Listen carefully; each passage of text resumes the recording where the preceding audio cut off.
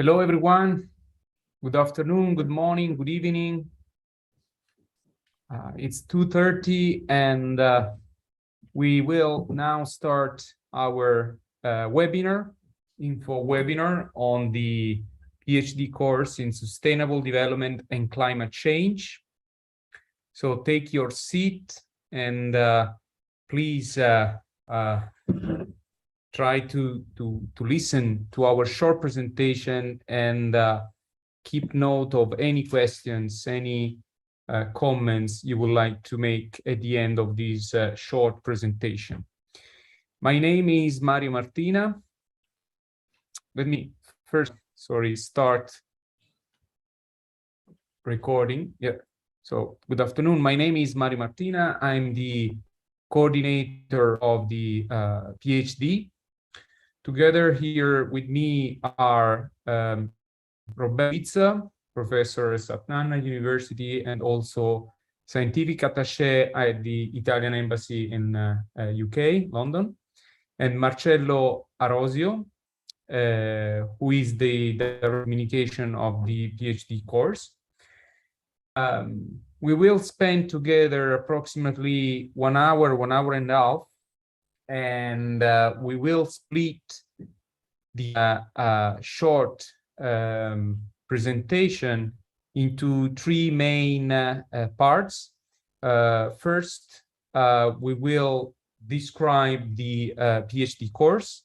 Second, we will provide to you information about the announcement, the call for applications, the procedure to apply, how you will be evaluated, information about the final rankings.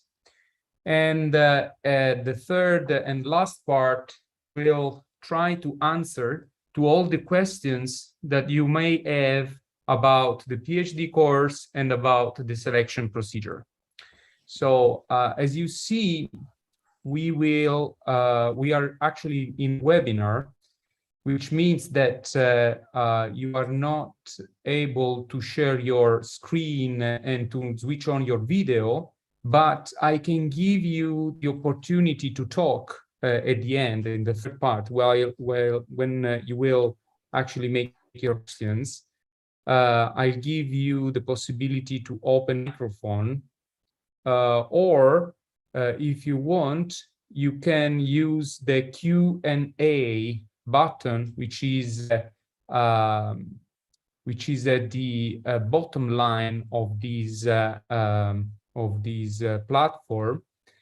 The question and answers will be available to you by means of the recording that we will make available on our website, and also we'll try to collect the most generally interesting questions raised by you in a document of frequently asked questions, which we'll upload at the same time on our website.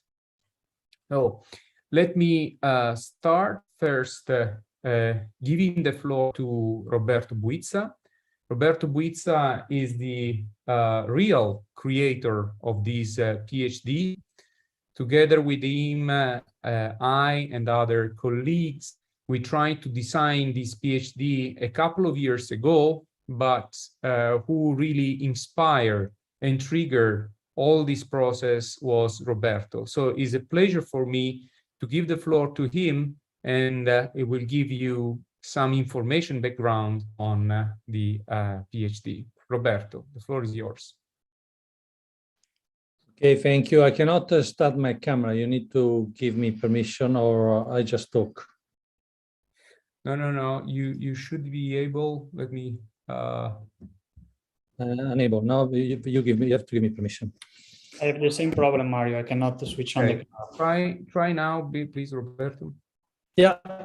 Okay. Very good. I'm the host now. Okay. Perfect. Thank you. Thank you for joining us. I just want to tell you a couple of words about why we have designed this course.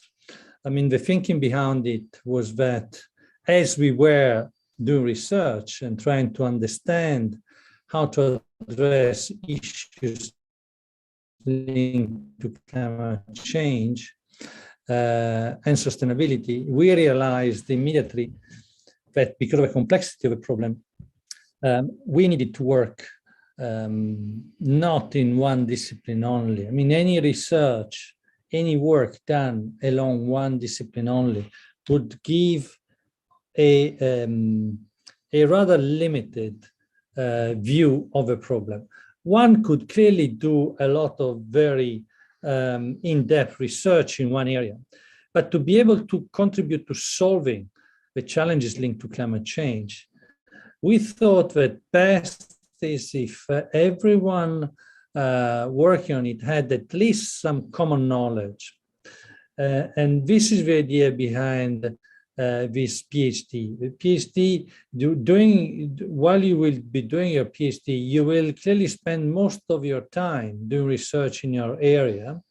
Let me say 75% of your education will be in your area, and then your research will be mainly in your area. But we wanted to design the PhD so that at least 25% of your education, mainly say during the first year and then some workshop in the second and third year, you will be working and discussing issues with people with other backgrounds. So the interdisciplinarity of a PhD comes from there. During these events, workshops, teamwork, you will be working in teams that bring together people with different backgrounds: science, economics, agriculture, philosophy, social sciences, politics, medical science. Why? Because if we want to try to understand how to make progress and convince the people, for example, that we need to decarbonize and how to decarbonize, how to decarbonize the transport system, or why we had these extreme weather events in Europe, best is if you address these problems in teams that include people with different backgrounds. In this way, you can find solutions building on the knowledge of the different people. So this is the main difference between this PhD and others, is precisely that. The idea to give you all some courses all together, some events where you will be working all together. And this way you will acquire a language, you will learn how to discuss these issues with people who are not as specialized as you in your field, but who have very deep specializations in other areas. This is fundamental because as I've been working, and Mario have been working, as we have been working to try to address climate change, we realized that the first thing that you need to do is being able to communicate with people with different backgrounds, explain your ideas, your hypothesis, your methodology, explain your results, explain how you are planning to address the problems. And at the same time, you need to be able. So I just wanted to say this to start this meeting. Mario will give you more details, but essentially, the reason why you're here is precisely that this PhD offers you this difference compared to others. So Mario, I give the floor back to you.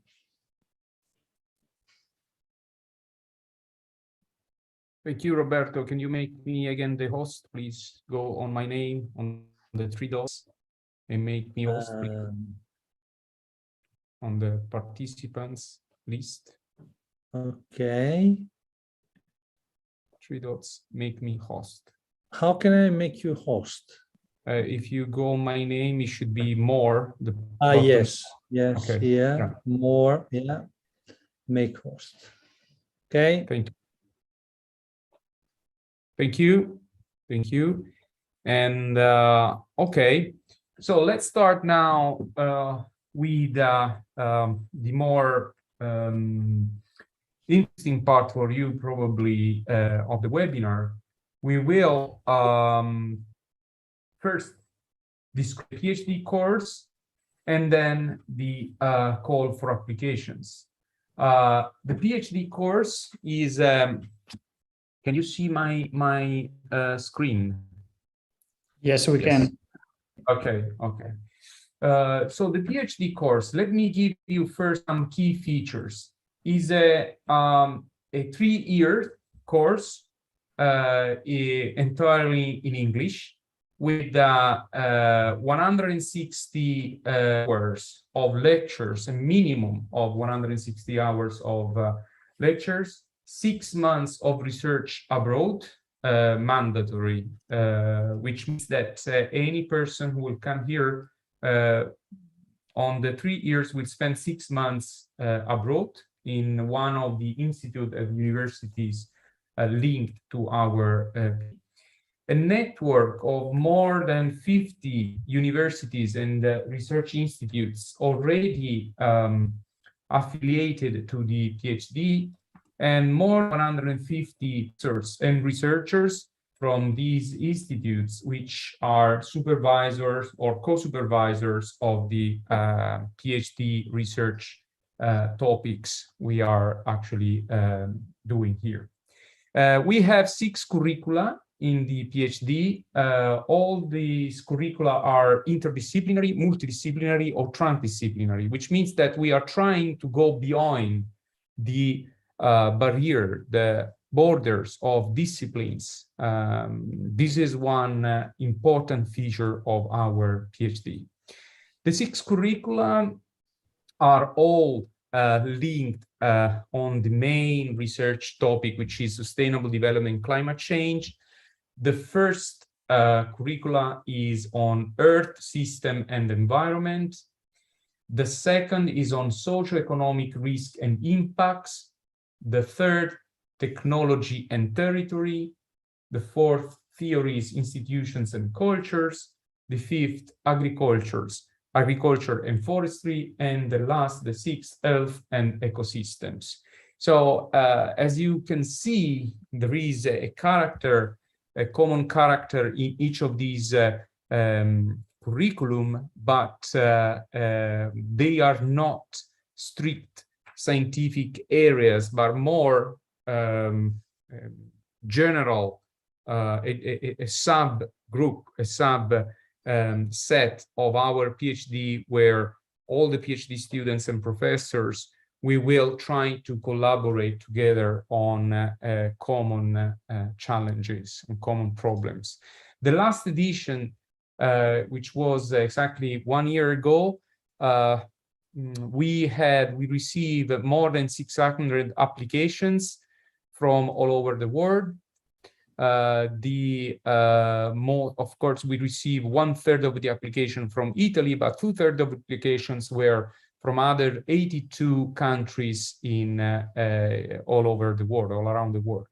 In the last edition, the distribution, the number of research scholarships summed to 100, and this is the distribution among the 6 curricula. This year, for this edition, we will have actually 2 announcements. One is open now, and the other will be open in October.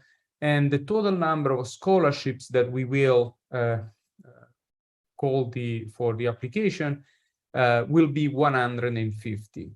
The current announcement is for 134.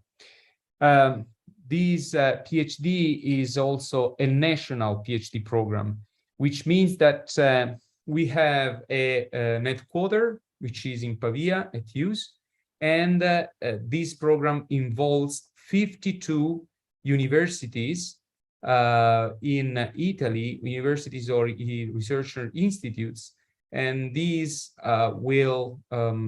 this means that more than 250 people are involved in the organization of this PhD. The headquarters is at USE Pavia, which is also my university. I'm professor at USE. USE stands for Scuola Universitaria Superiore USE di Pavia, which means University for Advanced Study in Pavia. Is an Italian public university devoted to research and higher education, plus more than 50 affiliated universities all over Italy. The course is organized as a network, which means USE is the headquarter providing the coordination of PhD and the administrative services, but each university is actually a host university of the PhD, providing the supervision of the research, the research team and environment, and research resources such as laboratory, libraries, and whatever. The PhD candidate carries out research activities at the host university on one research topic, and all the PhD candidates are enrolled at USE as the headquarter, administrative headquarter. Is a network because during the PhD, we actually stimulate and organize events which facilitate the linking between the different institutions, and PhD candidates are encouraged to collaborate with colleagues from different universities and from different fields. The structure of the PhD program, we have a common core research topic and 6 curricula. And of course, we have different disciplines which these curricula are made of. We actually have 2 pillars of our PhD course. One is the educational, and the other is the research program. The educational program is organized in 3 dimensions, we can say. One is the horizontal dimension on the main core topic, sustainable development and climate change. And we organize what we call multidisciplinary events to expose all the PhD candidates to the complexity of the sustainability and climate change. This is about 48 hours of training. The second dimension is the vertical dimension along the curricula. Curriculum events are aiming to train PhD candidates on tools and topics common to the scientific curriculum. And the third dimension is what we call focused and disciplinary. Is a selection of thematic and methodological courses suggested by the supervisors and offered by the host university. They sum up to 64 hours in the 3 years of the program. This is a picture of the course available for all students, for all the PhD students, in terms of number of courses, number of hours, and university involved in these in each of these curriculum. Of course, one of the main on the most important thing is that our research is linked, is actually aiming to achieve, to contribute the achievement of one or more of the Sustainable Development Goals of the UN 2030 agenda. Before going to, no, let's go to the second part, sorry, to the call for application. The call for applications that you probably have already seen is still open, and the deadline is the 5th of August at 1 p.m. Central European Standard Time. Please try to translate this time into your local time, and be aware that it will be not possible to upload any documents or to submit your candidate, your proposal, your submission after this time. So 1 p.m. in Europe. You can choose only one curriculum, and you can choose up to 3 research topics. We will go back to this in a minute when we will talk about research the research program, you must submit first a CV, curriculum vitae, second, a research proposal on your first choice of the research topics, third, a letter of purpose on all the choices or all the research topics you have selected, and fourth, depending if you already obtain or not your degree, if you already obtained your degree, you need to upload the degree certificate or the diploma supplement, or if you're still waiting for the to be awarded with your final degree, you need to upload the transcript of all your university exams. Let me go into the details of these 4 documents. The curriculum vitae, it needs to be a short and straight to the point document. The language is in English, maximum 2,000 words. You need to describe your education, qualifications, and training path, the research and work experience, a list of publications, if you have any, and the academic and professional experience. So try to be as much as possible clear and straight to the point, right to the point. The second document is the research proposal. The research proposal is a document in English of a minimum of 1,000 words, a maximum of 2,500 words, which approximately is a minimum of 2 pages, a maximum of 2 pages, on the research topic that have been chosen, that you've been selected as your first preference. It needs to be structured in these 4 main points. One is the 4 main paragraphs. One is an abstract of maximum 250 words. The second is a paragraph on research scope and questions. You need to clarify which is the research scope and the questions. The third, you need to describe your proposed methodology.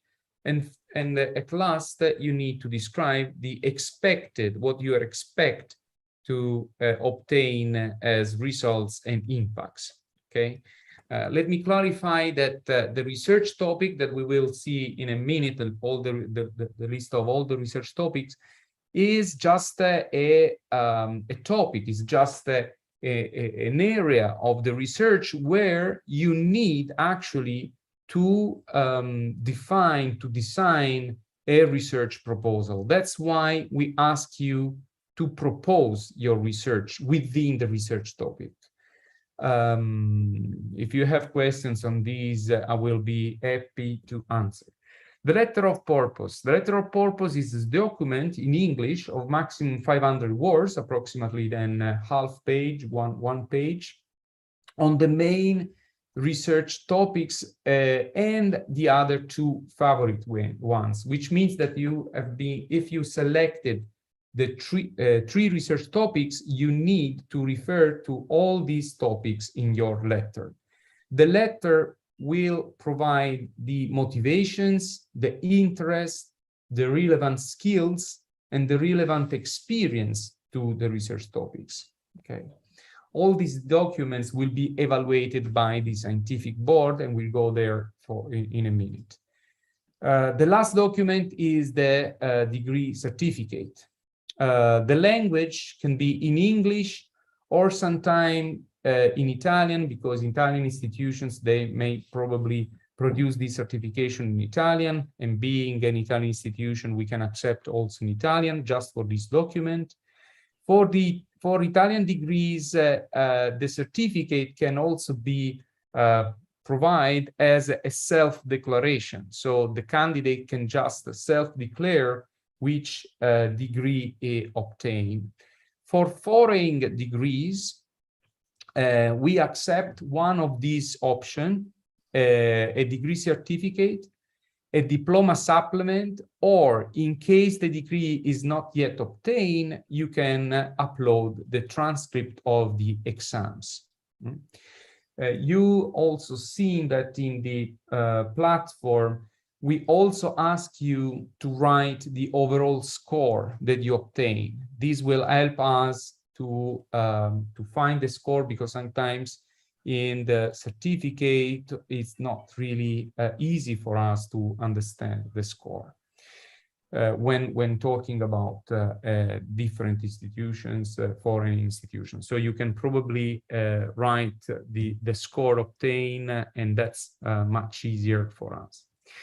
The evaluation. The evaluation will be made by a scientific board. So at first, the scientific board will evaluate academic and professional qualifications, will give a maximum score of 20 for the CV and the academic degree or transcript, a maximum of 40 points to the research proposal and the letter of purpose. So these qualifications must have a minimum score of 35 to give you the access to the oral interview. So candidates with the score less than 35 will not be admitted to the oral interview. The oral interview has a maximum score of 40, and in order to actually be admitted to the PhD course, the oral interview must have a minimum score of 25. And third, the scientific board will also evaluate the eligibility for each of the research topics you have actually submitted your proposal. Actually, you can obtain an eligibility or not. So if you selected 3 scholarships, 3 research topics, you can obtain the eligibility for all of them, or for just 1 or 2 of them. The final ranking will appear as I represented here. Imagine that this is the table that we will publish at the end of the evaluation procedure with a overall score. So Miki has a score of 89, Mini of 87, and so on. And then for each of the scholarships of that curriculum, you will have or not the eligibility according to the preference that you express. So in this example, Miki, the first choice of Miki was the scholarship number 01, the second number 03, and the third number 04. And you see Mini instead of as the first choice the scholarship number 5, then number 2, and then number 3. How these scholarship, this final ranking will be used to assign the actual scholarship. We will scroll this ranking first in vertical and then horizontally, which means that at first we'll ask to Miki, given that his first choice is curriculum X, scholarship number 01, this was his first preferable scholarship, will ask to Miki to accept this scholarship. If Miki accepts, then it will be in the program, it will be accepted in the program. Then we'll move to Mini, and we'll ask to Mini to confirm the acceptance of scholarship number 5. Then if Mini says yes, okay, also Mini will be enrolled in the PhD. Then we'll go to Goofy. Goofy, as a first choice, had the scholarship number 01, but unfortunately scholarship number 01 is not anymore available. And for this reason, we will move and go horizontally to the second choice. The second choice is scholarship number 02. If Goofy says yes, well, we will admit Goofy to the PhD. We'll move to Donald. Donald as anymore is preferable as first choice scholarship. Then we will propose to Donald the second choice, which is scholarship number 04. If he accepts, then it will be part of the program. Let's imagine that now we move to Pluto, where he has not anymore the first choice available, but he has the second choice available. We ask to Pluto if he wants to accept the scholarship 03. If he says no, like in this case, well, Pluto is not part of the PhD program, which means in this case, I want to make clear that we will propose to each candidate the first scholarship available in the order of his or her preference. It will not give to him or to her the option to choose between the second and the third option. We will always propose just the best option, okay? This is an important point. So when you make a selection of your scholarship and you make also the order of preference, think that the scholarships will be proposed in that order. It's not possible to have the choice after the final ranking, the multiple choice of different scholarships. Then we move to Scrooge, and Scrooge, unfortunately, his first choice is not anymore available, his second choice is not anymore available, and the third choice is not anymore available. So, unfortunately, Scrooge is out of the PhD. At the end, you see that 4 candidates have been enrolled in the PhD, and of these 5 scholarships, unfortunately, 1 scholarship, which was scholarship number 03, will be not assigned in this call. Before going to the questions, let me finish by sharing our PhD website. So I don't know if you had the chance to go in our PhD website. This is what we call the landing page of our PhD program, because you find here the key numbers, the key information, our values, and probably the most interesting part for you in this moment when you are submitting your proposal is to have information about the curricula and the research topics. If you go in this section, you can find a link to what we call a search engine of all the research topics. You can go here to browse among the different research topics.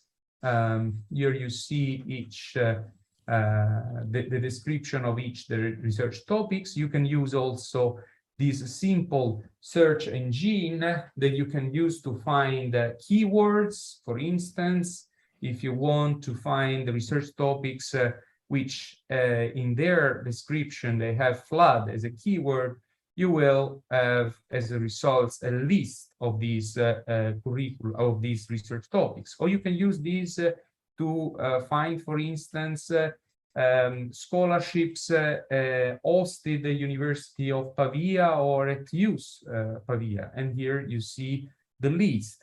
Or another city, or you would like to see the scholarships provided by a person like me, Mario Martina, you can find your scholarship, and so on. This is just to facilitate your research. But you can also download as a document, as a PDF document, the research program. The research program is a list of all the research topics and the description of the research topic. So if you open one of these, if you open the research program and you go in the table of content, you can open each of these research topics. You will find the scholarship code, which is very important when you submit your proposal, because you need to actually select the scholarship code in your application. You see there is the description in terms of the research topic title, the reference person with his or her email address, and you are free to contact him or her to have more information about these research topics, the host university,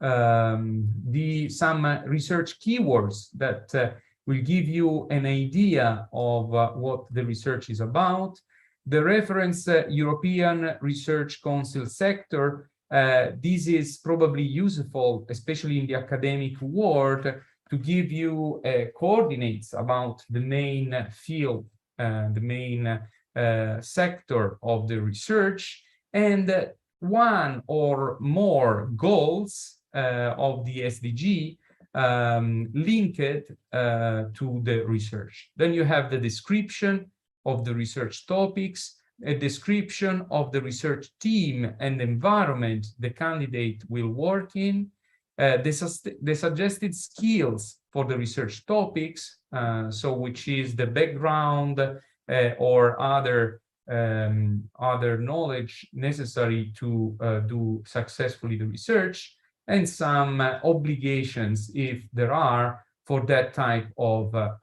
scholarships. So in this document, you will find a description of all the research topics which the application is on now. Well, I think that we can now go back to our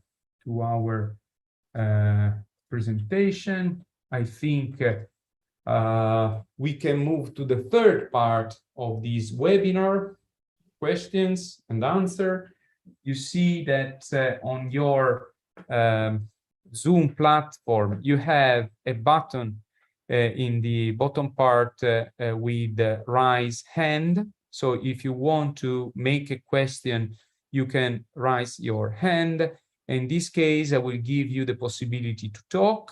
Or if you prefer, you can write the question in the Q&A session. I will scroll some of these questions during this webinar, and we will answer to them. I see there is a request by Yarsh Kumar. So Yarsh Kumar, you can now allow to talk. Yarsh Kumar. Yeah, hello, sir. Am I audible? Yes, we hear you. Yes, sir. First of all, good afternoon to you from Germany. Last month I completed my master's in renewable energy and energy efficiency. Yeah, and I did my master's. I did my master thesis with Fraunhofer, and currently I am working for a research institute in the area of smart grids. So I have a question. Like you said that this PhD program is interdisciplinary, multidisciplinary, and transdisciplinary. So my question is this, that when we are talking about the research, we are talking to go narrow deep in a particular topic. So my question is, when we are talking about interdisciplinary and I'm not able to understand, let's see, I am for a electrical and power system background, so I'm not so good in another, say, sustainable economics. And if I want to do something, so do you think that 3 years is able to first I'll learn about the interdisciplinary things, and then I do research. So my question is this. Yeah, yes, sir. Thank you, Yax. I think it's a very interesting question, and thank you, because this is an important point. It's a challenge to do a multidisciplinary, interdisciplinary, transdisciplinary research, because as you said, research by definition is go deeper and deeper in a topic. And for this reason, in the academic world, most of the time, this translates into go deeper and deeper in a discipline. While in this PhD course, what we try to do is a problem-solving approach. We have some problems, some scientific questions, which actually needs to be answered regardless of the disciplines which actually we are based on.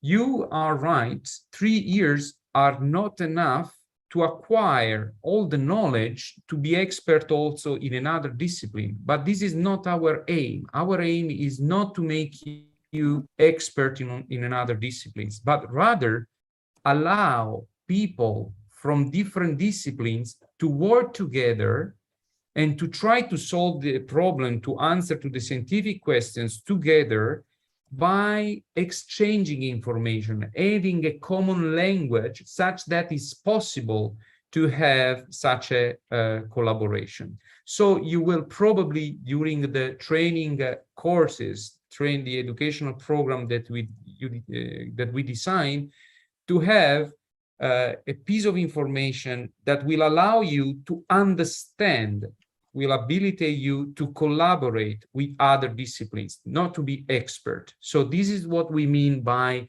interdisciplinary, transdisciplinary, multidisciplinary. You will probably publish papers and do the research in your own disciplines. You will be supervised by your supervisor in one discipline, and you will be focused on one topic, but in a different approach, by also having in mind, be aware of the other implications of the link with other disciplines. So this is what we are trying to do. We are trying to open the barrier and try to contaminate the different disciplines, starting from the knowledge in the disciplines, but be contaminated by other disciplines. Thank you for your question, Alex. I see there are other 3 hands. Ittehad Hussain, please, you can talk now. Ittehad Hussain, you are muted. I see that you are muted. To unmute yourself, you need to press the button in the lower left, corner of the platform. Okay, let me move to the next one then, to Sylvester Egir. Sylvester, you can talk. Hello, Mario. Okay, hello. Yeah, can you hear me? Yes. Okay, so I want to find out, you mentioned that you can propose 3 different research topics under one curriculum. So I want to find out, do you have to develop 3 different research proposals, or you develop only one proposal for the application? Yeah. Thank you. Thank you, Sylvester. This is a very relevant question. Yes, the research proposal is a way for us to understand your ability to design a research program, a research plan. Probably the research proposal, the research project will be modified during your PhD. It will not be exactly the same, but this is a good exercise for us as a scientific board to evaluate your scientific capabilities, your scientific experience and skills to propose a research project. Okay, for this reason, being a research project, we ask you to write it on just one research topic, which is your first choice. You know that you have 3 choices in order of preference. The first one will be the research topic on which you need to write your research proposal. It could be that at the end, you will be a scholarship on a different topic will be assigned to you, but doesn't matter because the research proposal we read was necessary, was useful for us to evaluate your skills. Okay, that's why it's not important to have three research proposals. One is enough to understand these skills. Thank you for your question. Of course, if Roberto or Marcello want to add something to what I'm saying, please feel free to intervene. Now I see Rajiv Gupta. Rajiv, please, you can talk.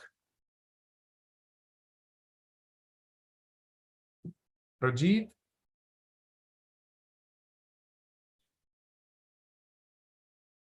You need to unmute. Hello.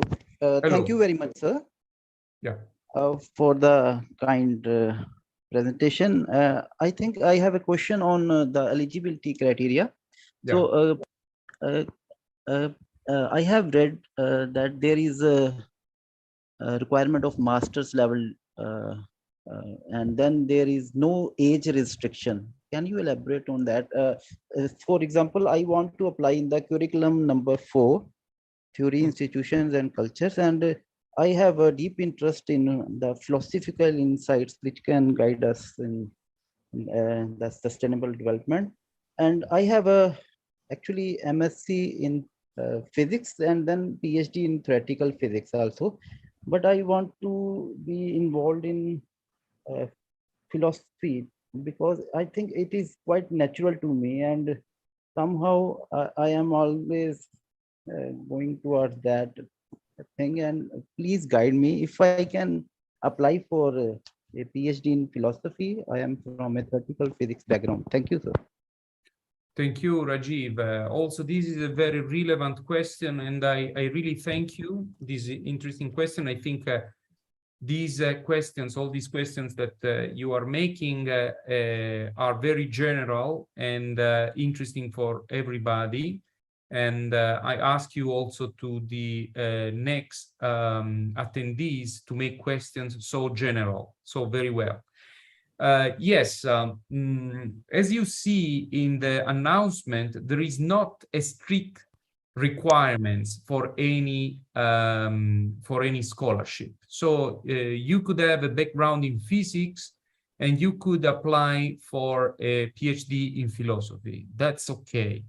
However, my suggestion is, first of all, to read the chapter, the paragraph on suggested skills, because each reference person who actually wrote the research topic and research description tried to give you information about which are the suggested skill and experience which is necessary to have in order to, to conduct the research smoothly without any problem. There could be that in some research topic, they are specific and they require some knowledge, some skills that you might or not have. You need to read it. But in principle, is actually acceptable. Is actually very well, very good if you actually go from a discipline to another. We have in a current edition of the PhD engineers doing research in philosophy, or social scientists doing research in law, or we have economists doing research in engineering modeling. I mean, we have such a mixture of disciplines. This is perfectly good. I'm not saying that it's easy, so please read carefully the suggested skills, because for some research topics, it could be that you need specific knowledge, specific background in order to allow you to collaborate with and to work with your supervisor, okay? So read carefully that section. Thank you, Rajiv. I see Itehad, probably now Itehad can talk. Itehad? Hello, Professor. Good afternoon. Yeah. Professor, my name is Ittihad Hussain and I am from Pakistan.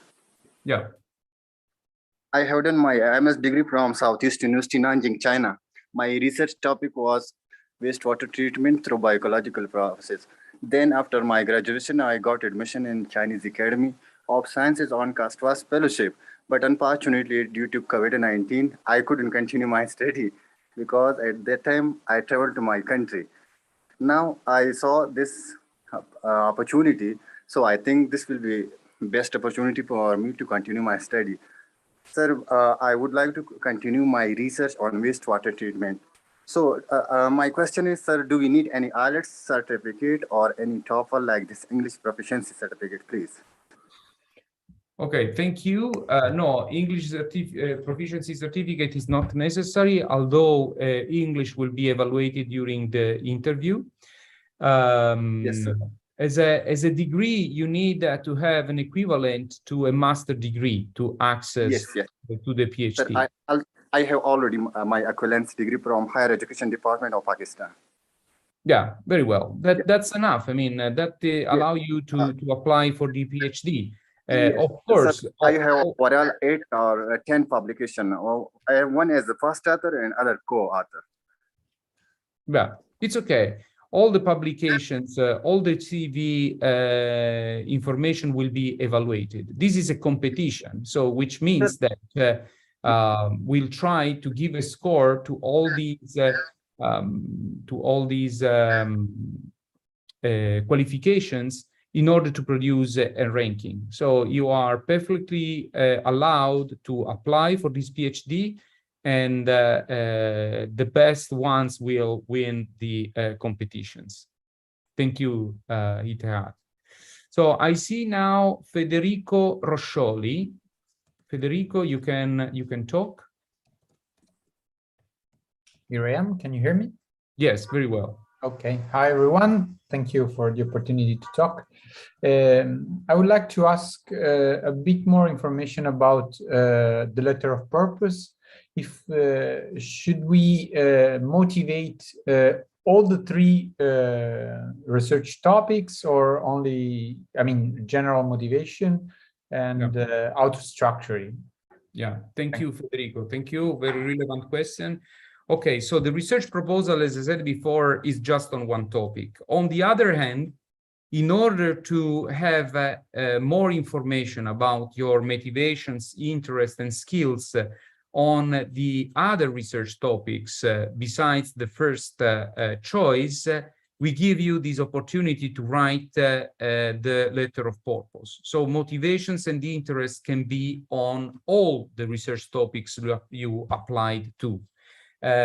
This means that especially when in a curriculum, when you selected topics which are not very similar, but are probably a little bit different one from each other, we will try to find on the letter of purpose the motivations to give you the eligibility also to the other topics, not just the one you wrote the research proposal on.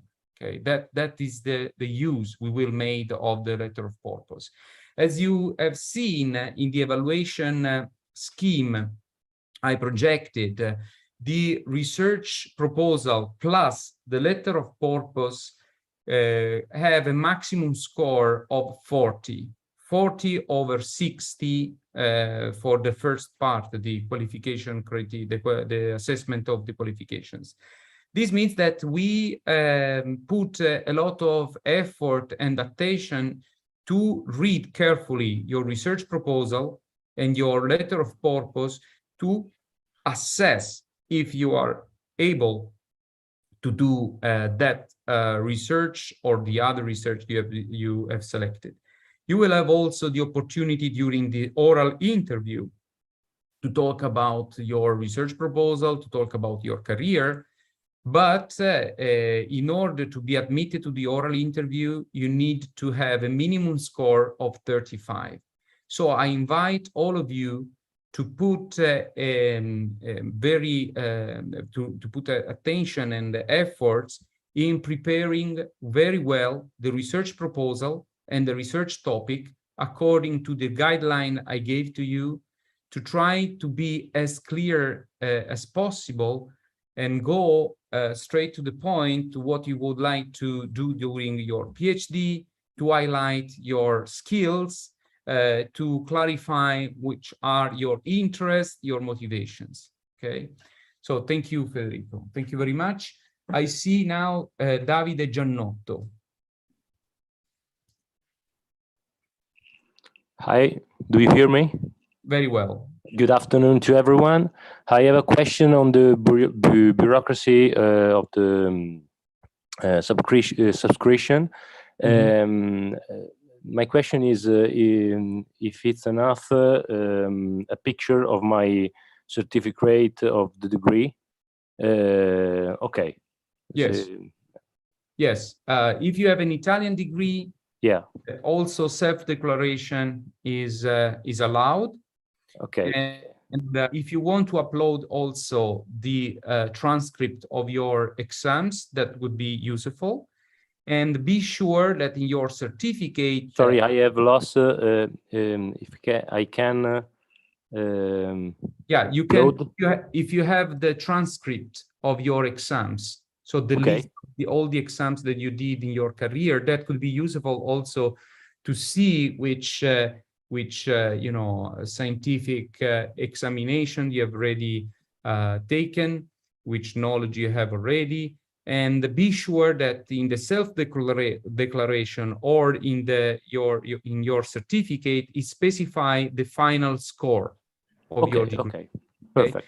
You have also in the form of the platform, you will have a field where you need to write your final score. So for instance, if you took 105 over 110, you need to specify 105/110. In this way, we know which is your final score. The reason we also ask you to write your score out of a number is because the systems are very different among the different universities. There are some universities which the system is with 110, other with 100, other with 5 or with 10. So for instance, there are universities, I'm thinking for instance in Pakistan, when their score is expressed in 5 points. So 4.5 is a good score, and you need to specify 4.5 out of 5, 4.5/5. In this way, we know, you know, the level, the final score. Thank you very much. Thank you, Davide. Thank you very much. And now, let me see, Azar. Azar, you are allowed to talk. Can you hear me, Azar? Okay, let's move then to another one. I see Angelo Marano. Angelo, please, you can talk. Yeah, can you hear me? Very well. Okay, good afternoon, everyone. My question is, I listened very carefully to your presentation and I had an overlook in the past days on the website, but I couldn't find information about the 6 months abroad. I wanted to have some more information about it, like if the institutions are chosen by the host institution where I have the host scholarships, and if they're just 6 months, if I can do more. I don't know, something about that. Thank you. Yeah, thank you, Angelo. Very relevant question. Okay, so the 6 months abroad is a mandatory period during your 3 years that you need to spend in another university or in another institute abroad Italy. The reason for this is because we believe that during your PhD, you need also to have an experience in another system, apart of the Italian system. You need to link your research with the international community. You need to have the opportunity to know people in the international community. So the 6 months is the minimum duration of this period. The maximum duration is 18 months. So you can be abroad from 6 to 18 months. During this period, your scholarship will be increased of 50%. This is also a support in order to, facilitate the mobility externally to Italy.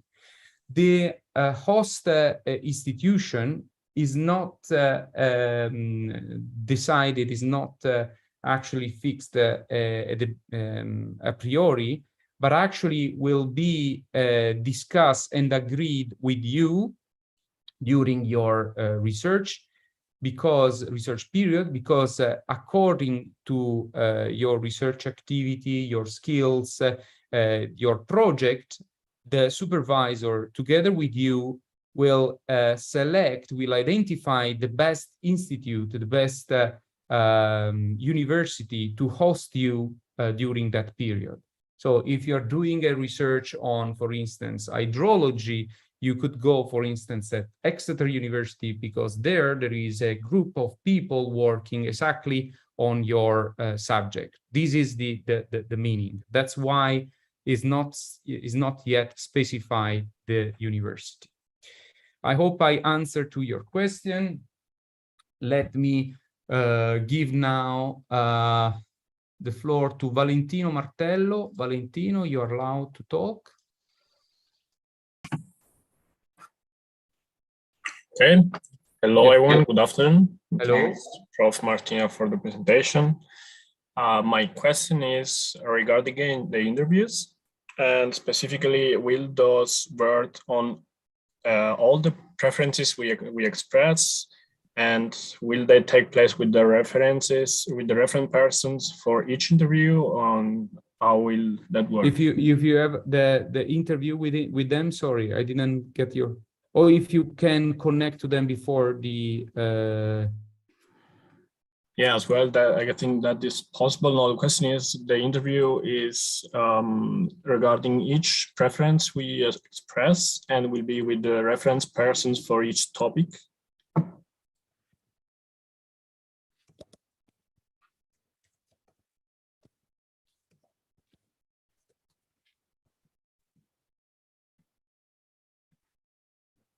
Hello?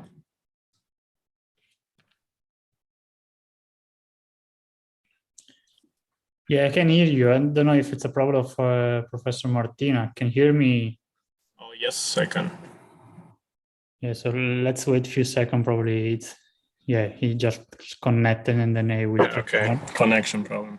Yeah, can you repeat, and I will try to reply. Sorry, I wasn't looking. Yeah, no problem. So the question was regarding the interviews, which will take place by the end of September on. And I was asking, will those be on all the preferences we express and take place with the reference person for each topic, or how does it work precisely? Thanks. Okay. Yeah, I will. Let's check if Professor Martina is connected again. I'm here. Can you make me host, please? Yeah, I don't know if I was the person that. Yeah, I am. So I can make you. Just a second. Senior organizer. Yeah. Okay, now you are the host, Mario. Okay, I'm sorry for this technical issue. You were able to listen to the question, otherwise I will recap. No, can you repeat, please, Marcello? It was about the interview, in particular, if you can explain how it works. Okay, yeah. Thank you. Only to one topics, or only the three topics that they select. Yeah, thank you, Valentino, for this question. Okay, the oral interview will be approximately of half an hour, and you will, each commission, we have a scientific board which is divided in 6 different subcommittees, one for each curriculum, and each commission has a minimum of 3 and maximum of 6 members. The oral interview will be on your academic career, on your experience, and on your research proposal. At the interview can also participate experts which means people, most of the time, reference persons of the scholarships, which have a specific knowledge on that scholarship that can also make questions to understand better your research proposal. As I said, the research proposal is just on one research topic, but questions can be made also on the other research topics that you have selected in order to understand if you have the capabilities, the skills, the interest to conduct the research also on the other research topics. When I was showing the final ranking, I wanted to highlight the concrete possibility that you could have a scholarship assigned different from your first choice. Most of the time, you could have the second or the third choice. So when you make the selection, of course, put in order of preference, but be ready also to accept the second or the third choice. I don't know if I answered to your question, Valentino. Yes, yeah, it's fine. Thank you very much. Thank you, and sorry again for the technical issue. No, no problem. Okay, now I see Bina Gimire. Bina, you can talk. Hello, Bina. Hello, can you hear me? Very well, very well. Okay, I'm from Nepal and I have been applying. A few of the documents are already uploaded, and I want to know, while preparing for the proposal, research proposal, is there any restriction on study area, or we are free to choose? You are free to choose. You are free to choose. There are no restrictions. However, as I said before, please read carefully the suggested skills, but there are not strict requirements. Okay. Okay, thank you. Thank you, Bina. While we are talking, I see there are many questions in the Q&A, so please write your questions there. I see that some questions Marcello is trying to answer to. Thank you, Marcello. And in any case, when we end this webinar, we will collect all the questions here, we will organize, and the most frequent questions will be answered in the website. So don't be afraid if we will not be able to go through all the questions, but please write down your questions in the Q&A, and I promise that we will write the answer in the website very soon. So we move now to the other attendees. I see Margherita Bacchero. Margherita Bacchero, please, you can talk now. Hello, hello, thank you, Mario. Okay. I have a few quick questions. So I already started my application, and I felt that the online portal is not that easy to go through. There's a few words in maybe in Italian, of course. So are there any instructions or written, like a written manual that we could follow, maybe to make sure we fill everything correctly? Yeah, Margherita, you are perfectly right. Unfortunately, I have also to be honest with you. The platform we are using is a very standard and bureaucratic platform that we use as a public administration in Italy. But let me give you this advice. Now I'm copying and paste here a link. In this link, you find the announcement, but you find also the registration walkthrough and the application walkthrough.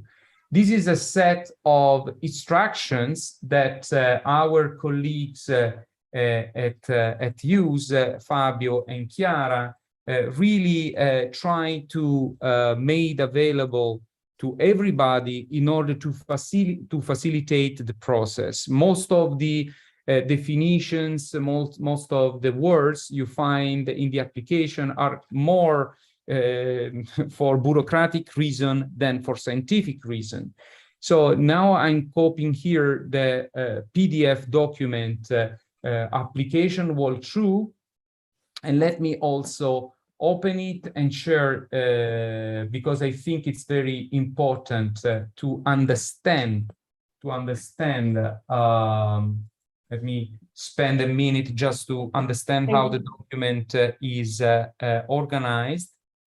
Yeah, you should be able now to see my screen. Do you see my screen? Yes. Okay, so this is the second document that you will find there, which is the application walkthrough. And there is a screenshot of each step. This is the application with some explanation here at the bottom. You should be able, following this step by step, you see that it gives you, please click on the application. It describes all these steps. I mean, it's a very well structured and prepared documents. And you have two of them. One is the application walkthrough, and the other is the registration walkthrough. The registration walkthrough is to actually register on the website, on the platform. And these explain to you which documents you need to upload, the picture, all the documents that you need, and the other is the application walkthrough. So I think it's very helpful.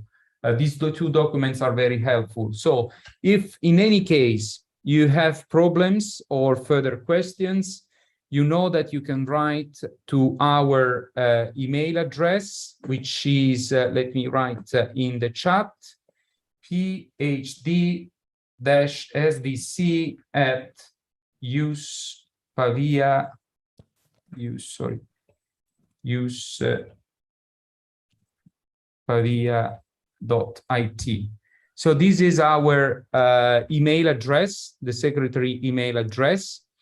I invite you, before writing, to try to understand, download these two documents and understand the procedure. If not, you can write an email. I'm suggesting this just because there are many questions and email arriving during these days. So it might be that you will receive an answer a little bit slow. I mean, not the same day, but probably the following day or 2 days after. So this is normal, given the amount of applications we are receiving. So please, before giving up, try to go through that document that I upload to you. And also you have a phone number, which I will project at the end of this presentation, so you will have them. But before, try to do that on the web. I suggest you to try, because after a couple of problems, the other things are quite easy. Okay. Thank you, Mario. I don't know if it's just me or everyone, but I can't see anything that you wrote down in the chat. It says chat disabled, so I don't know if it's just me. But do you have the button chat?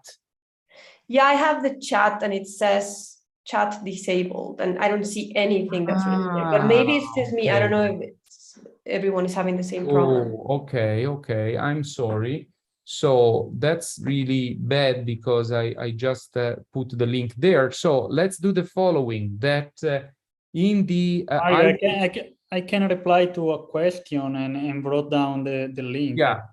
Yeah, probably that's better. Thank you. Thank you, Marcelo. Yeah, it can be. I can see it now in the question and answers. No, the link that I put right now is from previous question, was about the document that was showing Mario before. Now I will apply with the link that he just showed. Okay. However, I will make sure also the link is available on our website. If you go on the website, you will find these two documents, registration walkthrough and application walkthrough, in our website. Okay, Margherita? Okay, perfect. Thank you very much. Can I ask? I had a few things. I would try to be quick.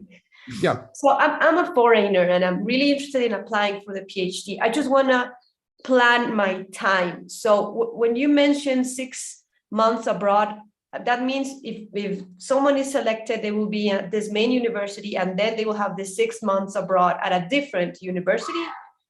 And my question also is like, is there a time mandatory to be in Italy, like during the courses? And yeah, just to plan ahead of time. Thank you. Yeah. Thank you, Margarita. I also think this is relevant to everybody. So let me spend a couple of minutes on this. So you know that the PhD is a program of the duration of 3 years. In general, we try to concentrate all the training courses in the first year, on the first year. The courses are the MD events, which basically are common courses to all the PhD students, and we tend to organize physical events where actually you are invited to participate physically, because that is an opportunity also to meet your colleagues, your PhD, the other PhD candidates, to meet all the supervisors from different universities. Basically, it's an opportunity to build the community of the PhD. This year, for instance, for the last edition, we had the first physical PhD MD event, so the multidisciplinary event, last June in Pavia. And the reason we had this event at the end of the year was because COVID. Instead, if it will be possible, we try to organize the first MD event at the beginning of the PhD, like in December or in January. Okay, we will make you available the date as soon as possible. Also, in the first year, you are invited to participate to the CU event, which is the curriculum event. Basically, these events are for candidates of the same curriculum, so 25 candidates. They are also physically events, and they sum to 48 hours of training, which means that it could be that you have just one event in the year for 48 hours, or it could be there are 2 events, one for 24 hours and the other for other 24 hours. So approximately 3 days and 3 days, okay? This is, the decision is on the ends of the CU coordinators, and will be make available to you, we will make available to you the plan with all these dates as soon as possible, probably in October. This is the first year. During the first year, you can probably also attend FD courses, what we call focus and disciplinary courses, which are specific courses on specific topics. And these courses, most of the time, can be attended also remotely on Zoom, for instance.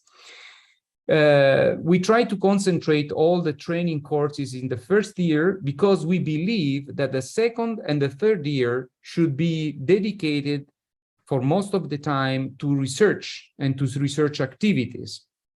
In these 2 years, first of all, you, even in the first year, actually, in the 3 years of the PhD, you will go around Italy to all the other universities affiliated to the PhD, using a budget that we call research and mobility budget, which sum up to 9,000 euro.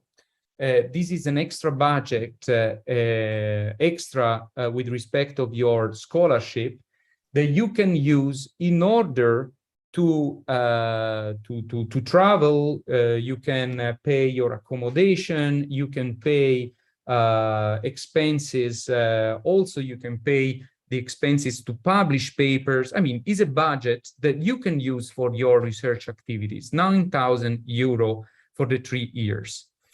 I was saying that after the first year, which is mostly dedicated to training, you can spend the second and the third year on your research activity. And you need to agree with your supervisor which is the best period to go abroad. Abroad means that you go in another country, not in Italy. So this means that you will spend 6 months not in another university in Italy, but you will spend 6 months, at least 6 months, in another university in Europe, in Africa and Asia, I mean, wherever, but not in Italy.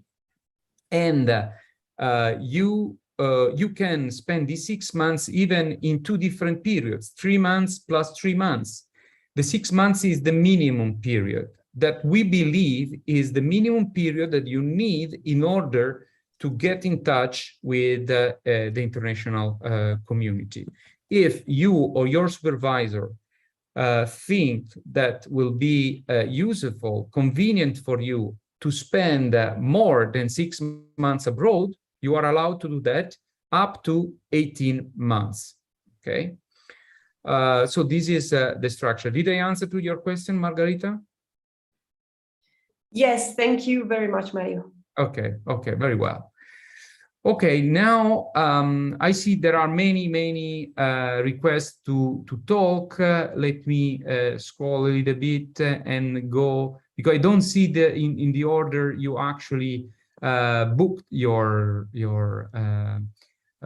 intervention. So let me go to Alexine Elinger. Alexine.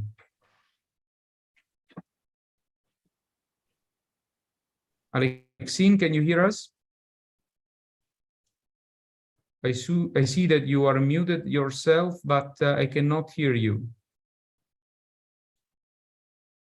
Okay, let's go to Gabi Madate.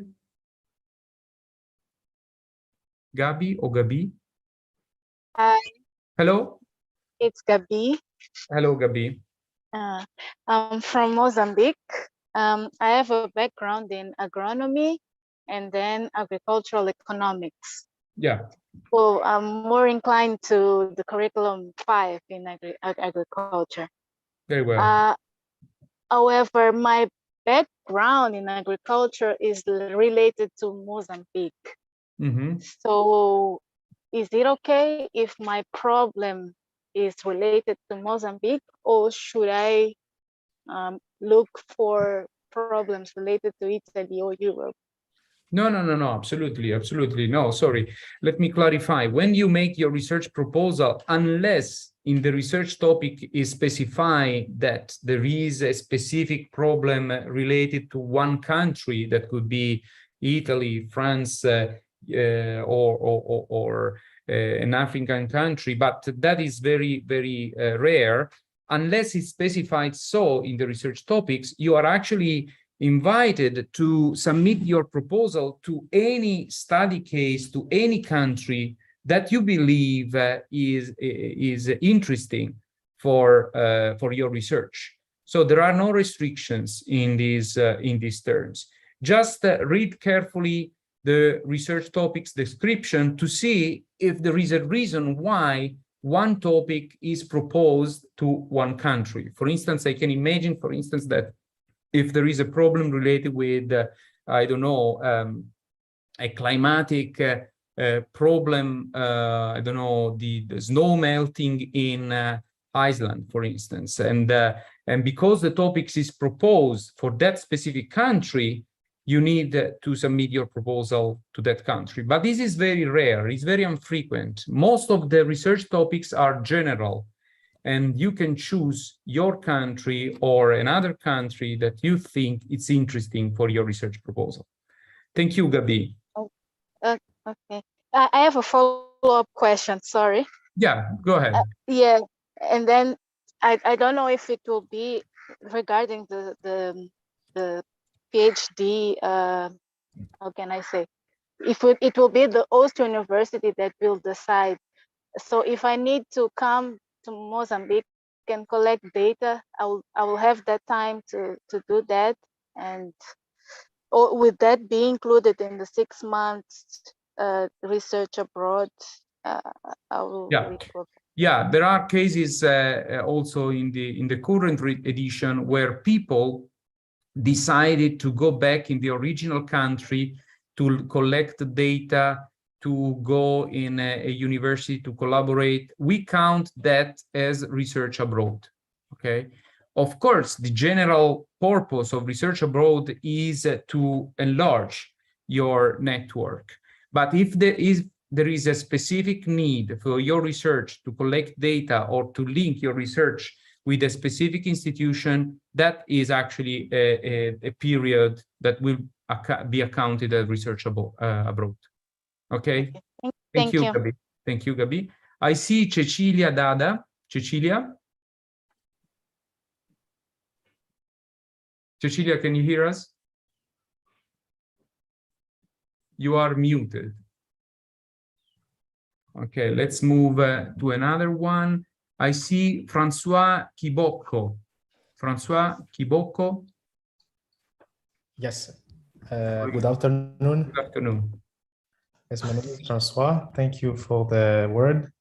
I'm actually finalizing my master's degree at the University of Brescia. Yeah.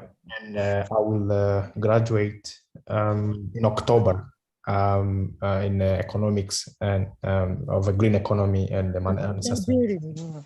Very well. So my question is regarding the period for the assessment for the interviews. It's in September 15th. How am I going to be evaluated since I will not submit my diploma? Because I have actually completed every examinations and I'm just finishing with my thesis work in renewable energy. And I'm interested in doing the PhD in territory and in climate change regarding this topic. So my question was concerning this particular problem of not yet graduated in my master's. Thank you.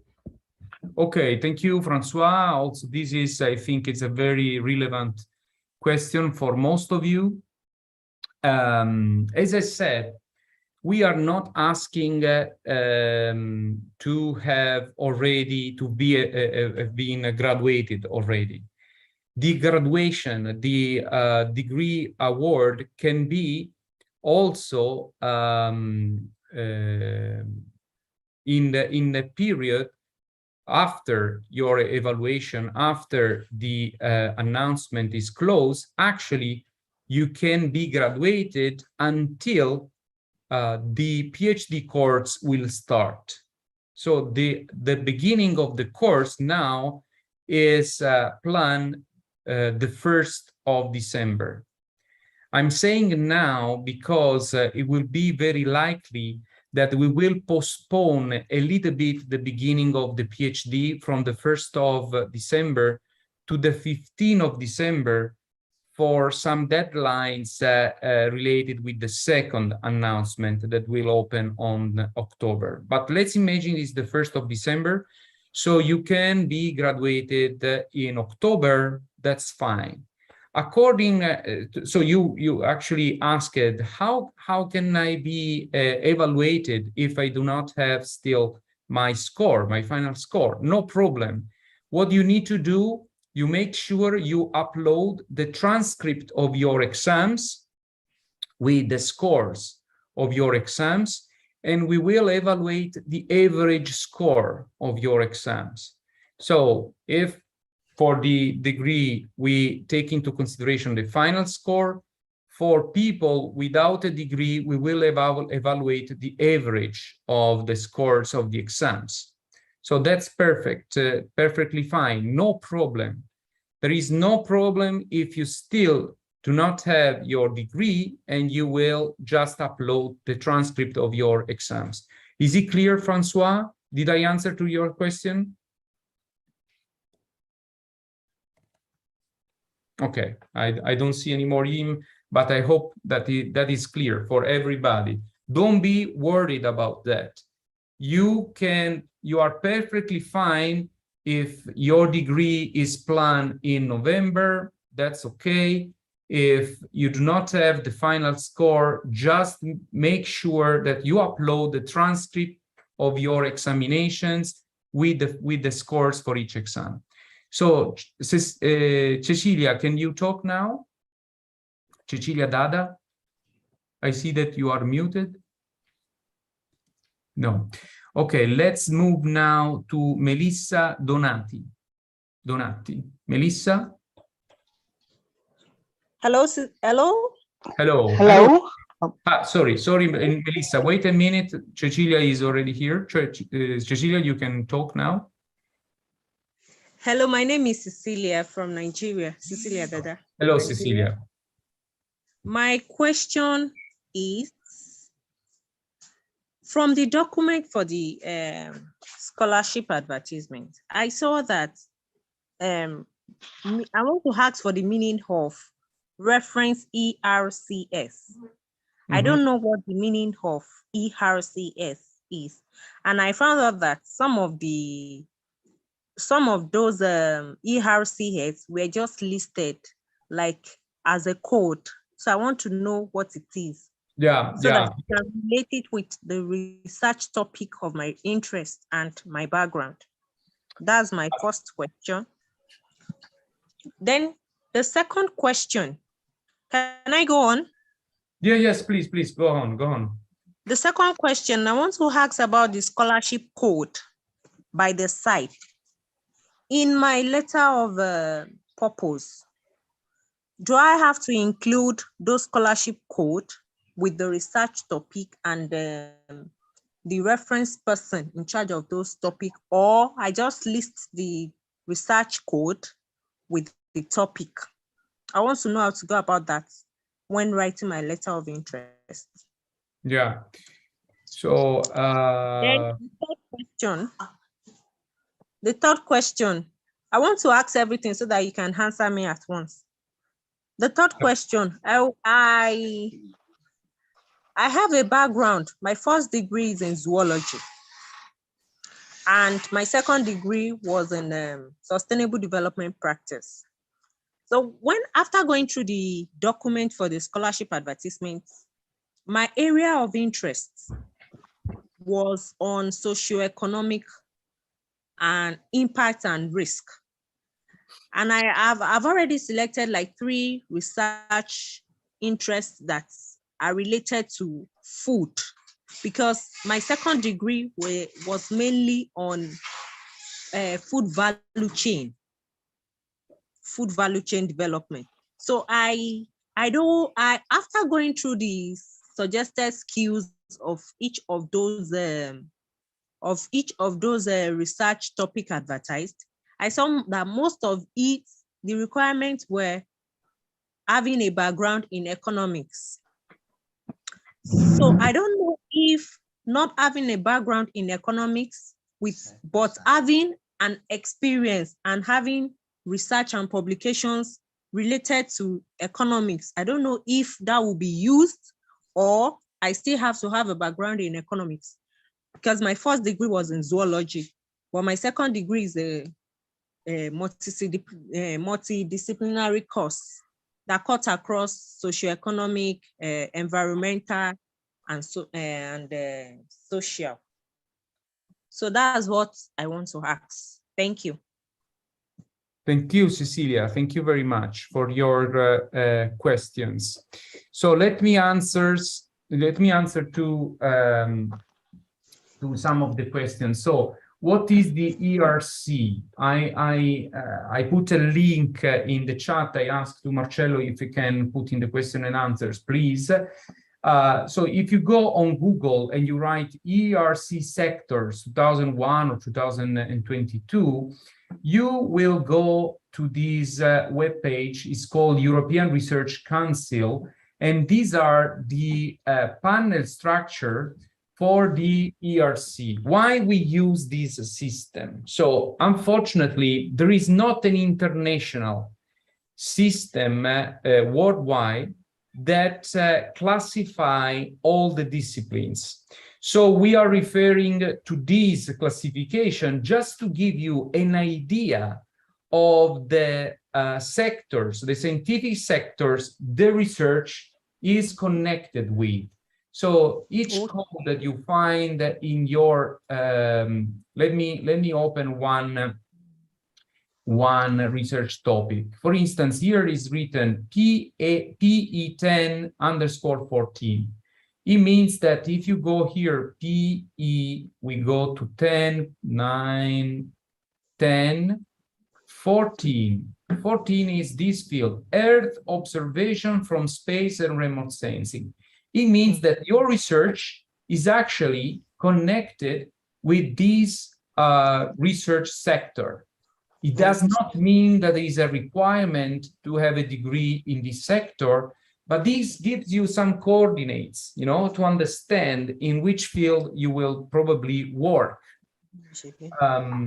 So Cecilia, did I answer to your first question? Yes. Okay. Your second question, I think, was relative to the scholarship code, correct? Yes. Okay. The scholarship code that you can see here, and you can see also in the research program, you will find in all the documents, because this research code is important to, you take note of this code, you remember this code, and if you want to apply to 3 scholarships, imagine that you want to apply to C1 scholarship 08, 09, and 010, you need to select these codes in the platform of the application. You find a list of the application and you select number 8, 9, and 10 or whatever. So was this your question, Cecilia? Yes, that was my question.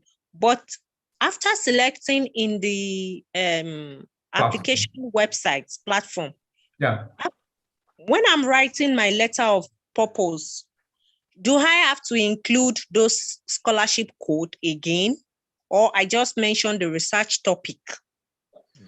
Well, along in my letter of purpose? That's yeah. what I want to know. Yeah, no, it's a good question. Actually, I suggest you to refer to those codes, just to make clear for the research proposal which is the topic you are referring to. So you can write the code or the research title or both. It's okay. And also in the research, in the letter of purpose, please mention the 3 research topics you are referring to. You can write down just the codes or the titles or both. This is a good question, and I think it is important to write down these in the letter, in the research proposal. So your third question was about the background, you know? So you are worried because some scholarships, they suggest to have an experience in economics, while probably you do not have an experience in economics. So there is not a strict line. What I mean is the evaluation procedure will go a little bit more into the details, will not just read if you have a degree in economics or not, but it will see all your academic career and background. So it might be that you do not have an economic degree, but in your degree, you have some examinations, some exams, some courses in economy or in statistics or in any subject that was suggested.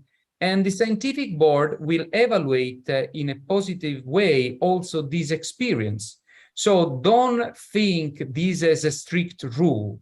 The suggested skills are suggested. They are not fixed requirements. Okay? Did I answer to your question, Cecilia? Yes, you've answered my question. Thank you. Thank you very much, Cecilia. Thank you. So we have time just for 3 more questions. And sorry? Yeah, Mario, from the chat, I tried to summarize 2 or 3 questions that were repeating. If you have at the end, if you have 5 time, I can suggest you these 3 topics and you reply shortly. In the chat you wrote? No, I mean, in the Q&A, they've wrote many times similar questions. So I try to recap. If you like, I can. Okay, yeah, let's do in this way. First, let me give the floor to Melissa, because Melissa was allowed to talk before and I stopped her because of Cecilia. So Melissa. Hi, are you hear me? Yes. No, thank you very much. Good morning, I'm talking from Brazil. My question is about the research proposal, more specific about the methodology.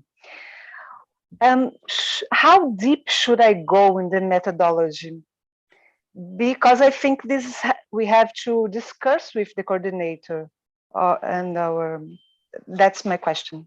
Yeah, so very good question. So imagine that your research proposal will be read by the reference person, or in any case, a person who is specific of that field. So you can go into the detail if you want to describe the methodology, but not too much. What I mean is that you have at the end 2, 3, 4 pages to describe the research proposal. And we know that when you submit your proposal, you are actually writing a sort of project. It's not actually a report of a research that you already conducted. For this reason, is a trade-off, the level of detail of the methodology. Not too general, because you need to be assessed by the scientific reference in terms of your actually knowledge of the topic and the feasibility of the methodology you're proposing, but you do not have to go too much into the details, because probably the space, the space you have for research proposal is not enough to explain everything. So at the end, you have just 3 pages to write everything.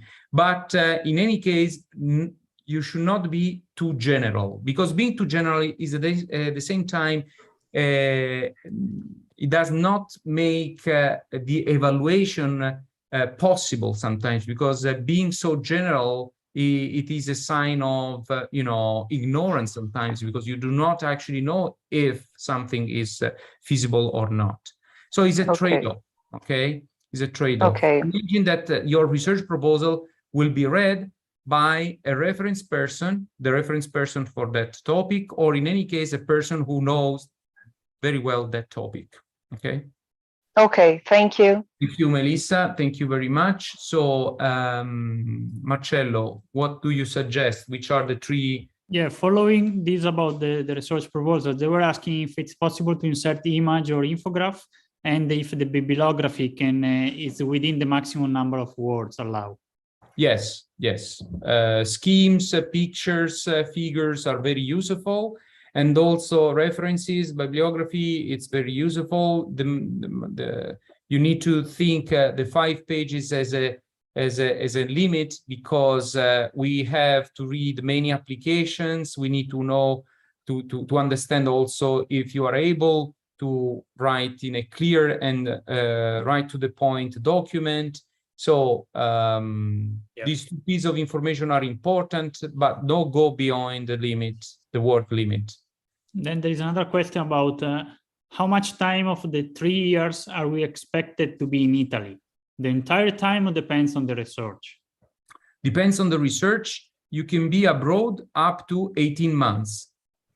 So the remaining period you are asked to be in Italy. The minimum period abroad is 6 months. The maximum is 18 months. Then there were many questions about, since you mentioned that there is a call now and there will be a call in October. So a question was, could they apply to both? Are the topics of the October call already published, or are they different from those present now? Yeah, okay. So the second announcement will be open in October. Only the scholarships that will not have any candidates in the first announcement will be available also in the second announcement. The remaining scholarship will be new topics, not these ones. And the maximum number of scholarships in total for the next edition will be 150. So last year we had 100. This year we have a little bit more, 150. You can apply to the first announcement if you actually win a scholarship and accept the scholarship. You cannot apply for the following announcement. Instead, if you haven't been awarded already with a scholarship in the first call, you can apply to the second call. Okay. Yeah. Then the last 2 points. One was about the English. Is English enough for all courses? Because I see that there are requirements for Italian in some of the research topics. So if you can say a few words. Yes, okay, yeah. Let me specify this, that in the suggested skills for some topics, you can find that one of the skill is Italian. First of all, there are very few research topics with this requirement.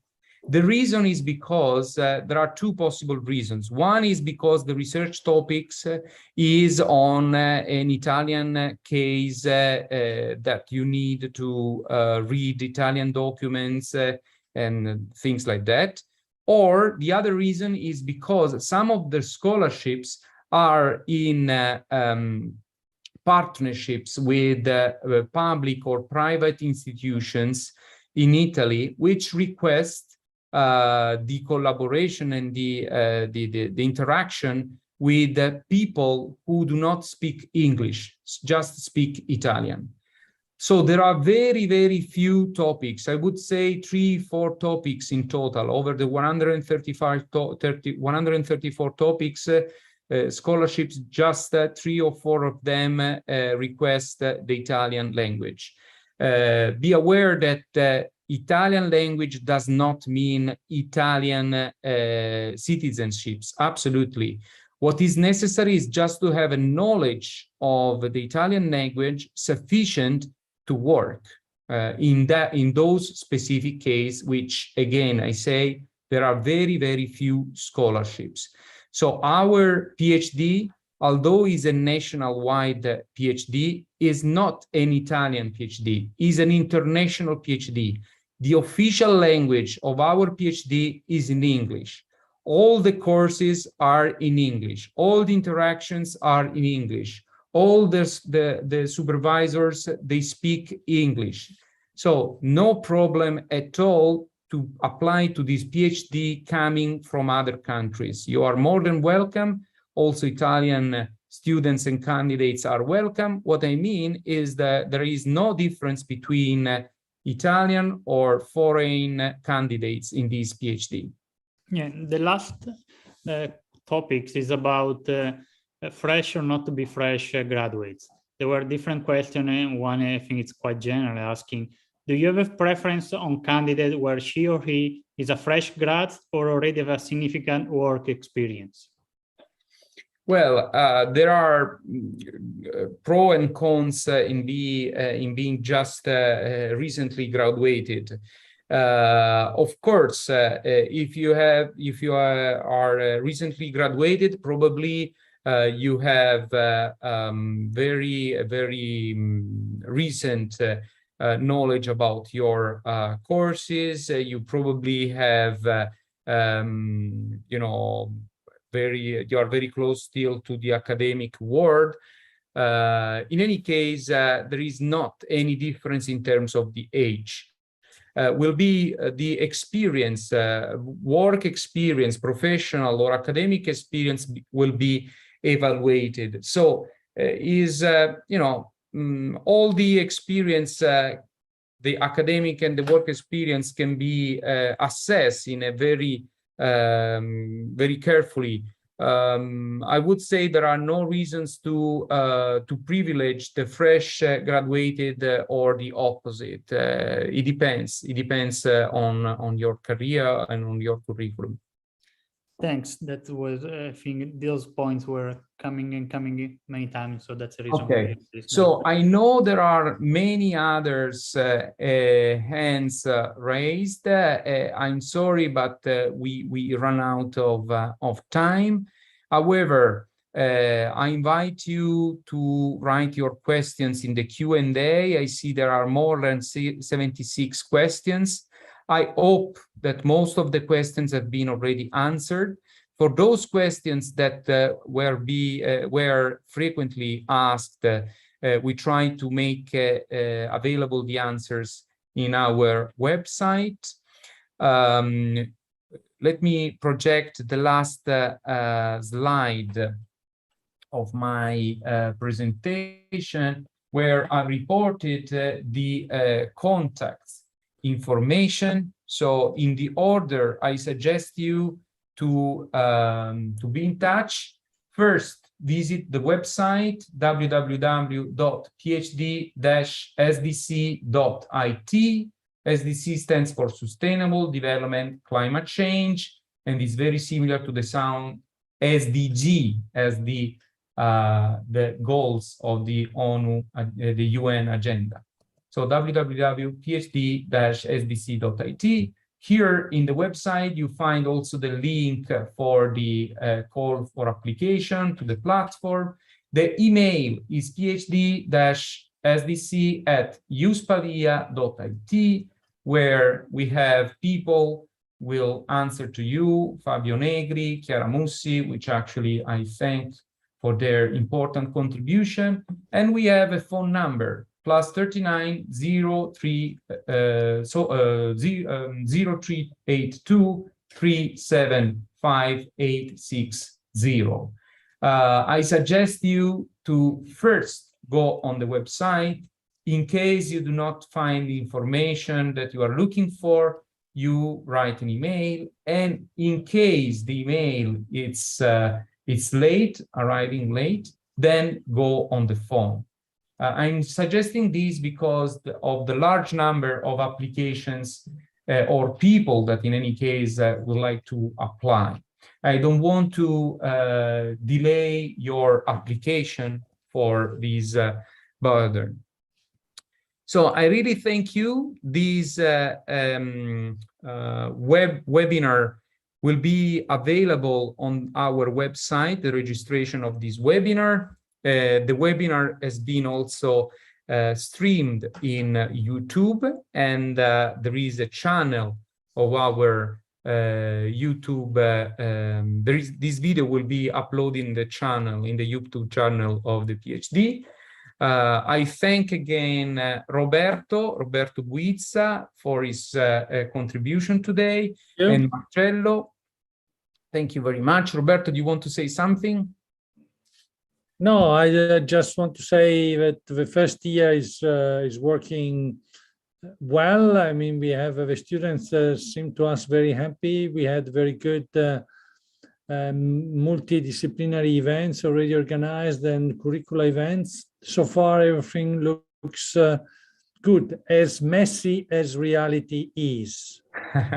Yes. Which means that we hope that we will all learn from each other on how to make progress. Unfortunately, reality is messy, and we have to deal with a messy reality and try to understand how to make it understandable and make progress. So this is how life is. Back to you, Mario. Yeah, thank you very much. Thank you very much, Roberto. And Marcello, do you want something? Do you want to say something? Yeah, just to maybe I would like to remark one point. Don't wait last day to submit. I mean, start to open as soon as possible the application. Go try to register, open, check, look how it's work. It's for foreigner, we know that cannot be so easy. So take time to have a look, to prepare your document, and plan to not submit the last days, because as you know, you can get some issues, and it's always better to conclude the submission some days before. So start as soon as possible to look the platform and submit not the last day, in order to avoid the last problem. Yeah. Thank you, Marcello. Thank you very much. And remember that we are here to help you. You are more than welcome to write us and to visit our website, or also all the social website, all the social sites, the social channel that we open. Thank you again, and I hope to see you in Pavia next year.